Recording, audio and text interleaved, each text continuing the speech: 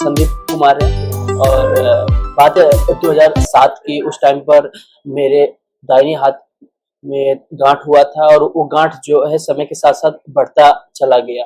एक समय एक समय ऐसा आया कि जब भी वो जो गांठ और सूजन जो है बहुत ज्यादा इंक्रीज हो चुका था और इतना ज्यादा दर्द होता था कि मैं डेली रूटीन जो भी हमारा वर्क था वो सब चीजें रुक गया। तो उस टाइम पे मेरी उम्र महज 12 साल थी और मैं 7वीं में था। तो उस टाइम पर जो है घर का इलाज हुआ, जैसे हल्दी प्याज वगैरह, फिर उसके बाद में आसपास के जो डॉक्टर्स हैं उनको दिखाए।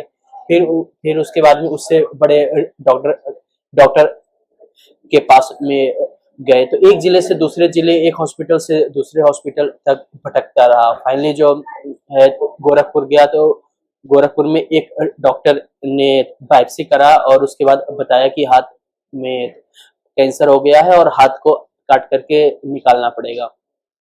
तो इतनी बड़ा जो है बात हम लोग के सामने आई। अगले दिन ही हम लोग मुंबई आए और अ, मुंबई आए और इधर जो है टाटा मेमोरियल हॉस्पिटल में 1 साल का इलाज हुआ। 1 साल का इलाज में 14 साइकिल लगे थे कीमोथेरेपी, और जो है राइट बोन जो है ह्यूमरस बोन, वो डॉक्टर ने उसको चेंज किया, रिप्लेस किया।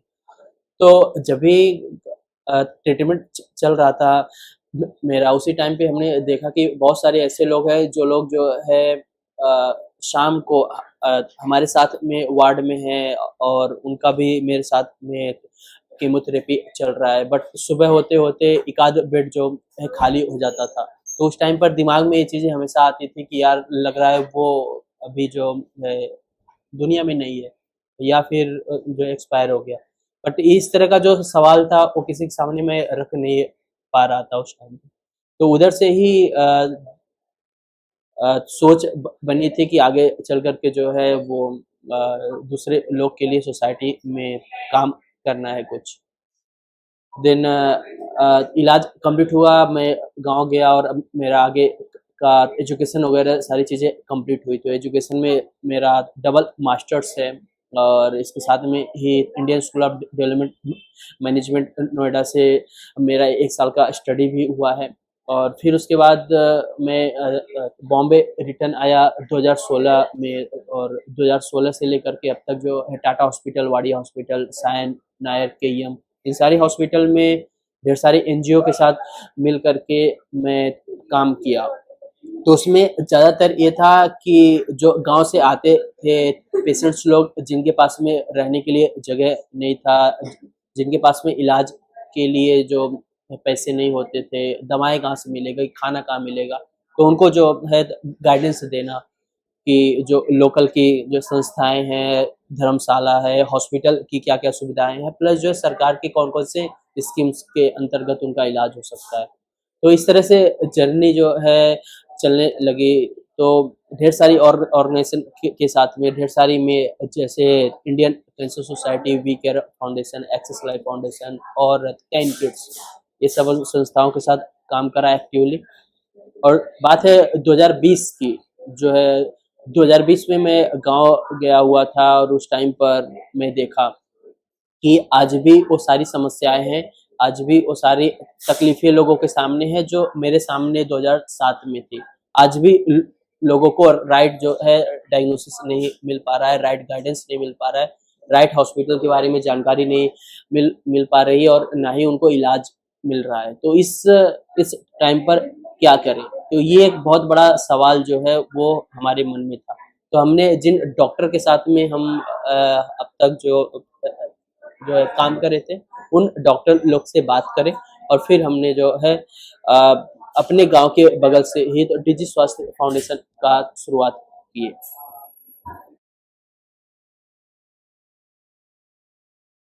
डिजि स्वास्थ्य फाउंडेशन का शुरुआत जो है 8 जुलाई 2020 से हुआ। तो 2020 में हमने जस्ट जो शुरुआत करा कि हर किसी को जो है वो समान सुविधाएं मिलनी चाहिए, हर किसी को राइट टाइम पे राइट गाइडेंस मिलना चाहिए, राइट डायग्नोसिस होनी चाहिए और हर किसी को मालूम होना चाहिए कि किस जगह पर जाकर के वो जो है राइट इलाज ले सकते हैं।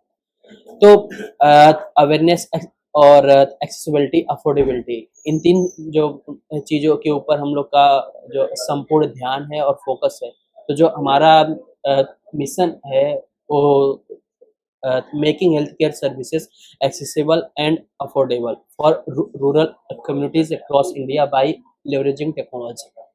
तो टेक्नोलॉजी के माध्यम से जो है किस तरह से हेल्थ केयर की जो सर्विसेज हैं उसको हम एक्सेसिबल और अफोर्डेबल जो है बना सकें, उसके ऊपर हमारा जो है पूरा ध्यान है। तो हम लोग फिर इसके बाद से गांव-गांव में जाना शुरू किए, घर-घर जाना शुरू किए। आज भी आज भी अगर आप देखेंगे तो सबसे बड़ी जो बात आती है कि हमारे वहाँ पर यानी कि हमारे गाँव में अगर कुछ तकलीफ होती है हमें, जैसे स्पेशली जो है लेडीज़ को या बच्चों को या जेंट्स को, तो कुछ भी तकलीफ होती है तो वो अपनी तकलीफ को अपने तक ही सीमित रखते हैं, जब तक कि वो दर्द जो है उनका सहन शक्ति से बढ़ ना जाए। ज़्यादा से ज़्यादा जाकर के वो जो लोकल में दवा की दुकान होती है उधर से दर्द की दवाई लेते हैं, खाते हैं और उसके बाद में जो है अपना डेली रूटीन जो उनका है वो जाके करते हैं। तो जब समस्याएँ जो है बीमारी जो भी है उनको तकलीफ जो है वो एक अ, सहन शक्ति जो उनकी होती है उससे ज़्यादा बढ़ती है, तब जाकर के वो उसके बारे में अपने घरवालों को बताते हैं। और फिर उसके बाद में आगे जो है डॉक्टर के पास जाते हैं और उसके बाद में शहर जाते हैं। बहुत बार देखा गया है कि शहर आते-आते जो बीमारी है वो काफ़ी फैल गई होती है। कुछ लोग ठीक होते हैं लेकिन बहुत सारे लोग ठीक नहीं हो पाते हैं। तो हम लोग का पूरा जो फ़ोकस है, जो पूरा ध्यान है कि हर किसी को गाइडेंस करना, हर किसी को जो अलग-अलग जो डिसीज़ होती है उसके बारे में जानकारी देना और जो अवेयर करना और साथ में ही कि जिससे जो उनको तकलीफ है, उसका डायग्नोसिस जो है वो इनिशियल फेज़ में हो सके। वो अपनी जो तकलीफ को डॉक्टर को बताएँ, उनका आगे का टेस्ट हो और फिर उसके बाद में डॉक्टर आगे का इलाज करें। सो एक है अवेयरनेस और दूसरा है कि हम लोग डॉक्टर से ऑनलाइन जो टेलीमेडिसिन के ज़रिए दिखाते हैं, पेशेंट को कंसल्टेशन दिलाते हैं और फिर जिन्हें कोई बड़ी बीमारी डायग्नोस होती है, उन्हें हम लोग जो है शहर तक लेकर के आते हैं आगे का उनका इलाज के लिए। सो जब ये शुरुआत इसका हुआ तो उस टाइम पे अपने गाँव के बगल में जिस स्कूल से मेरा जो स्कूलिंग हुआ था, पढ़ाई हुई थी 8वीं तक, उसी स्कूल में हमने जो है एक जगह लेकर के एक सेंटर की शुरुआत करा, टेलीमेडिसिन सेंटर। तो वहाँ पर जो है फर्नीचर्स है, स्क्रीन है, लैपटॉप है और मेडिकल डिवाइसेस होती है। साथ में ही हमारे जो है पेशेंट नेविगेटर्स लोग होते हैं। तो वो लोग जो भी पेशेंट वॉक इन आते हैं, उनसे बात करते हैं, उनकी हिस्ट्री लेते हैं और साथ में ही अगर उनके पास कोई रिपोर्ट्स है जैसे कि सीबीसी है या एक्स-रे या किसी भी चीज़ का रिपोर्ट है, तो उसको स्कैन करके और डॉक्टर को भेजते हैं। जिस भी बीमारी से जुड़ा हुआ तकलीफ है, ऐसे डॉक्टर से जो है ऑनलाइन कंसल्टेशन दिलाते हैं।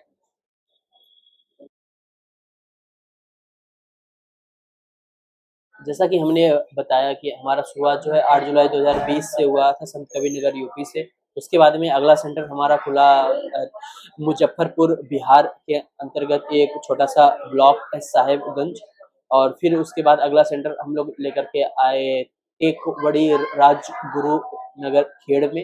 खेड़ जो आता है महाराष्ट्र के अंदर आता है और उसका अगला सेंटर हम लोग ने लेकर के आया स्लम एरिया बॉम्बे में और फिर उसके बाद मेरठ जिले में। तो अगर बोलें कि तो हमारी टोटल इतने समय 5 सेंटर्स हैं, जिसमें से 2 सेंटर यूपी में है, 1 सेंटर बिहार में है और 2 सेंटर जो है वो महाराष्ट्र में है।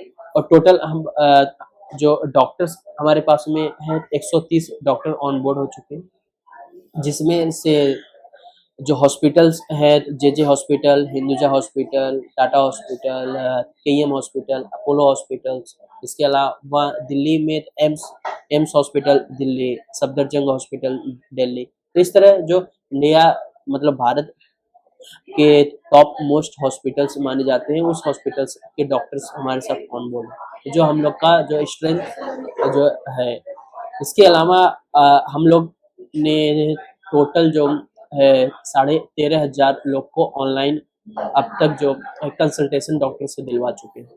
इसके अलावा 6 लाख लोगों से ज़्यादा लोगों के बीच में हम लोग जो जागरूक लोगों को कर चुके हैं हेल्थ कैंप के माध्यम से। साथ में ही 151 लोग कैंसर से डायग्नोस हुए हैं, जिनको हम लोग जो है बड़े अस्पताल में रेफर करें आगे का उनका इलाज के लिए।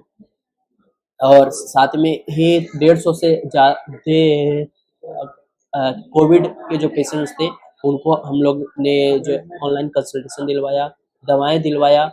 साथ में ही उस टाइम पर 2021 में जब भी सेकंड वेव आया था, तो उस टाइम पे मैं अकेला ही था जो जा करके लोगों के घर घर पर जो लोग कोविड से पॉजिटिव थे उन लोग का बीपी चेक करना, पल्स रेट चेक करना। और इवन दैट उस टाइम पे हमारे पास में पीपीई किट भी नहीं, तो उस टाइम पे एक छोटा सा मास्क हुआ करता था, वो लेकर के जाता था। और लोगों को बस दिल में एक ही चीज थी कि मतलब जो भी कोई है हर किसी को जो है डॉक्टर देखने चाहिए, दवाएं लिखनी चाहिए और उनकी जिंदगी बचनी चाहिए। तो जो मकसद ओवरऑल है वो यही चीज है कि जिस तरह से एक भयानक बीमारी से मैं निकल करके बचा हूँ, मैं ठीक हुआ हूँ, उस तरह से हर हर एक लोग को जो है हक है जो है बीमारी से ठीक होने का और सामान्य जिंदगी जीने का। अब हम लोग आगे आगे बढ़ करके हमारा जो गोल है, जो हमारा आगे का सोच है, वो ये है कि हिंदुस्तान में टोटल 100 सेंटर्स इस तरह से लेकर के आएंगे हम लोग। और जितने भी एस्पिरेशनल से डिस्ट्रिक्ट हैं जहाँ पर जो है हेल्थ केयर जो सर्विसेज की गैप है और जहाँ सबसे ज़्यादा नीड है, उन जगहों पर हम लोग जो है सेंटर्स जो लेकर के आएंगे और वहाँ से लोगों को हम लोग सर्विसेज देंगे, सुविधाएं देंगे। तो हम लोग का जो लक्ष्य है वो है 100 सेंटर खोलने का इस तरह से, और 1 करोड़ से ज़्यादा लोगों के बीच में इम्पैक्ट जो क्रिएट करना है।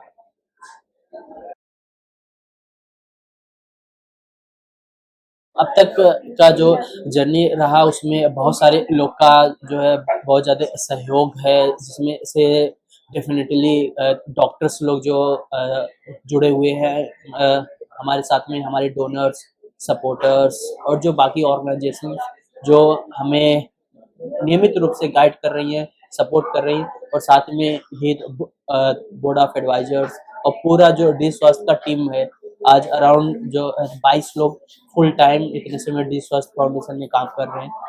तो उन सारे लोग को मैं बहुत बहुत धन्यवाद देना चाहता हूँ कि उनकी वजह से, उनकी सपोर्ट की वजह से ही आज ये सारा काम हम इतनी आसानी रूप से कर पा रहे हैं। और डेफिनेटली जो हमारे साथ में एक मजबूत वॉलंटियर्स की तो टीम है, जो लोग हमको निरंतर जो है सपोर्ट करते हैं अलग अलग जो है सेक्टर में, अलग अलग जो है चीज़ों में।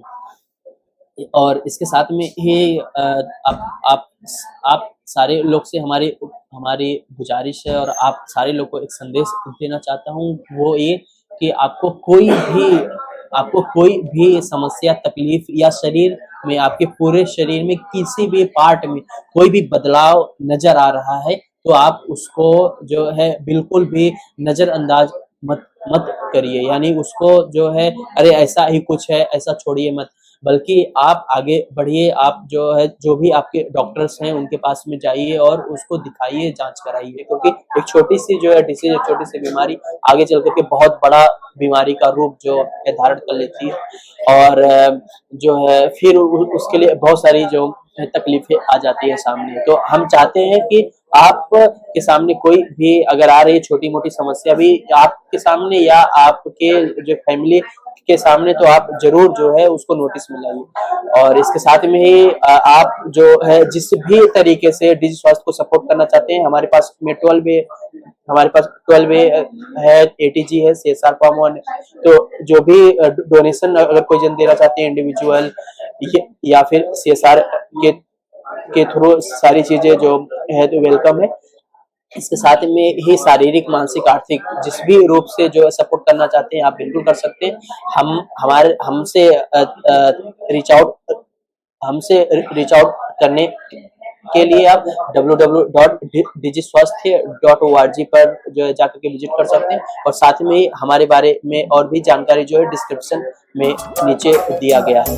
तो बहुत बहुत धन्यवाद आप सारे लोग, थैंक यू।